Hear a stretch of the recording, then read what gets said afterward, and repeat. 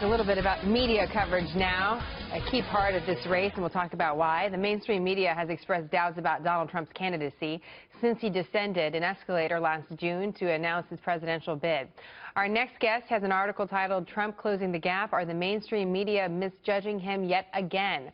The article reads in part, quote, "The reason the media missed the rise of Trump is that they were out of touch with the anger and frustration of so many voters, especially working-class Americans. And even now, there is too little empathy for these voters and too little understanding of what motivates them, especially in certain precincts of New York, Washington, and L.A. Joining me now, the writer of those words, Howard Kurtz, Fox News media analyst.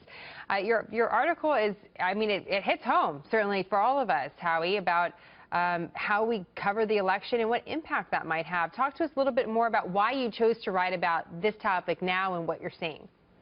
Well, here we are in the closing days, Jen, and I've just been struck thinking back, to the 20 or 30 times that the mainstream media wrote off Donald Trump. He wasn't going to win the nomination. He wasn't going to make it to Iowa. And then even 10 days ago, suddenly the media collectively decided that Hillary Clinton was going to win this thing. Speculation about who was going to be in her cabinet. Now the polls have tightened. Donald Trump still has a shot, despite the fact that there's been a huge imbalance in the negative coverage toward him versus Hillary Clinton.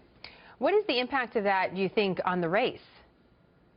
Well, on the one hand, Trump is very, very good at punching back and giving it back to the media. But I think that it really is beyond dispute when you look at the sheer tonnage. I just looked at the New York Times today. There's 2 or 3 negative Trump stories. There's one nice story about Michelle Obama as a closer for Hillary Clinton. So I think it has an impact on the race in terms of the way the race is framed. And what bothers me most of all, because there have been other campaigns where we've misjudged candidates or just kind of not been perfectly fair and balanced, is the part that you read, which is, I think, the animosity toward Trump, not by all journalists, but by some elements in the mainstream media, has a lot to do with a certain condescension toward the millions of people who are angry at a broken system and who support him, a certain business of a feeling of being out of touch. And the worst part for me is that some journalists and some media critics are actually justifying the much more negative, aggressive treatment of Trump by saying, well, he's such a dangerous and repulsive candidate that we should just suspend the rules and focus more on him. You have to be, it's a moral decision they're saying that they're making, not a decision based on good journalism.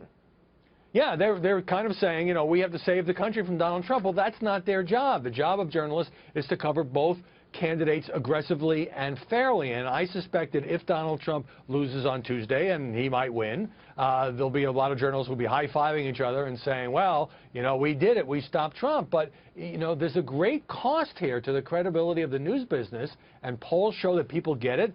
Most people think that the press favors Hillary Clinton, and I think this has been an awful season for the press. So there's been some good reporting on both candidates. I have a quick final question. I'm sorry to interrupt, but we're going to have to run. The New York Times has a huge picture of Hillary Clinton with Jay-Z and Beyonce on the front page. I'm just curious your thoughts about that as a media critic. At this point in the campaign, should all major newspapers have to have both candidates on the front page to be balanced, or can they put whoever they want on and that's just the editorial call?